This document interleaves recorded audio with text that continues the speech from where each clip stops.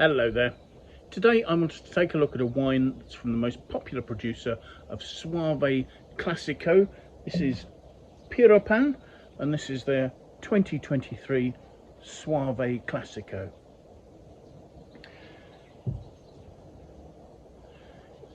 Now, the estate was first founded in the 1890s by Leonildo Pieropan, and it's been run by numerous generations of his family and is still in the hands of the same family. They have three principal vineyards, two of which are used for making Soave Classico, and they're particularly well known for their single vineyard Soaves La Rocca and Cavarino. Cavarino was the first of these vineyards that they purchased. They bought that in 1901, and it's a west-facing site where the soils are largely volcanic rock. In contrast, La Rocca, their other Soave Classico vineyard, has chalky clay soils. Now the point is that the Soave region, we're talking about a region in the Veneto here in northeastern Italy, during the mid to late 20th century, the Soave region expanded enormously, and thus Classico is a quality definition defining the wines that come from the original geographical region that made up the Soave DOC. And this region lies between the town of Soave in the west and somewhere called Monteforte del Pone in the east. This central region tends to be at higher altitude, and the vineyards here at Pieropan lie between 50 and 300 metres above sea level. The DOC for Soave Classico says that at least 70% of the wine must be made from the Garganega grape variety, and it allows either Chardonnay or Trebbiano de Soave, or Vecchio as it's sometimes known, to make up most of the balance of that, and 5% of other local varieties are also allowed.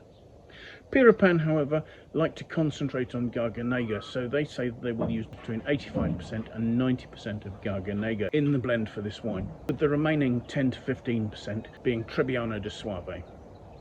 The vine age in the vineyards that produce this wine is between 6 and 60 years old, and training methods used include both Guyot and overhead pergolas. All Pieropan's vineyards are organically certified, and all their Soaves are Soave Classico. The only other wines they make are the red wines of Valpolicella. All the fruit here is hand-picked. They'll start in mid-September with the Trebbiano de Soave, and then when they get into October, that's when the Garganega will be picked. The fruit's destemmed, it's crushed, and it's then very gently pressed under the protection of nitrogen and inert gas to prevent oxidation at this stage. Now, fermentation takes place at cool temperatures between about 14 and 18 degrees C, and that goes on in cement tanks, and those tanks are described as being glass-lined tanks. So the wine sees no oak whatsoever. It will age for up to 9 months in those tanks with its fine lees, and then once it's bottled it'll stay at the winery for at least a month aging prior to release.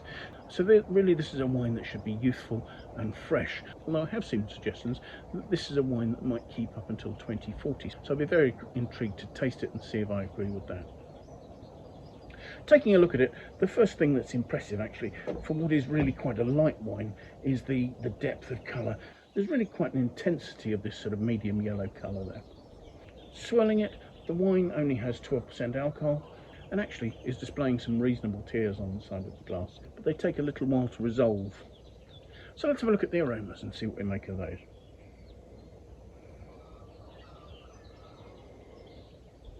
There really is a lovely intensity to those aromas. And what I'm smelling is a combination of rich peach and pear note combined with notes of lemony crispness. There's a lovely minerality to the wine, and the ripeness is such that it's almost honeyed in its richness. As I say, there are no oak notes whatsoever. Possibly there may be some slight dairy notes from lees aging, but in honesty, on the nose, the fruit is really rather overpowering that. So let's have a taste.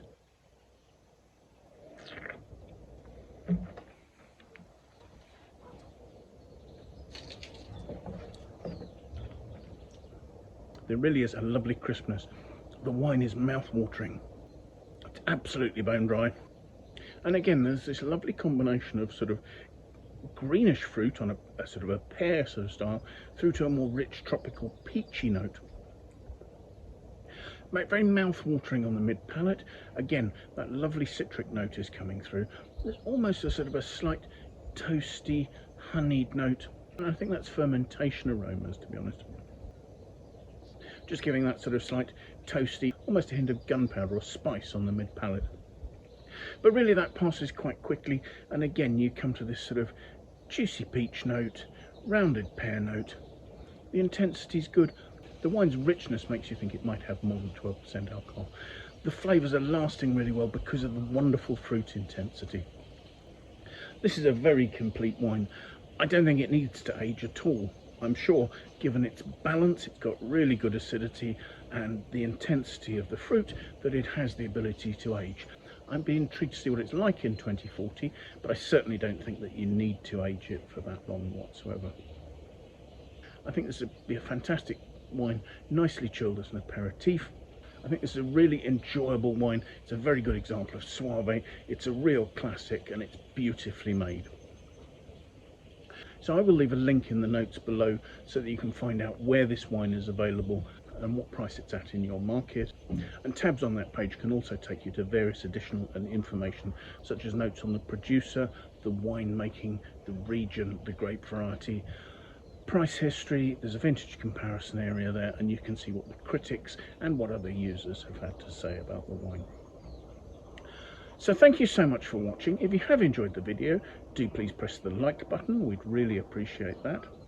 If you have friends you think might like to watch, do feel free to pass it on to them. We'd really appreciate you doing that. If you'd like to sign up and subscribe to our channel, that would be fantastic, and that way you can also set yourself a notification to be alerted every time we publish a new video. So yes, once again, thanks for joining us, and I do hope you'll manage to make some time, come and join us for another video tasting in the very near future. Till then, bye for now.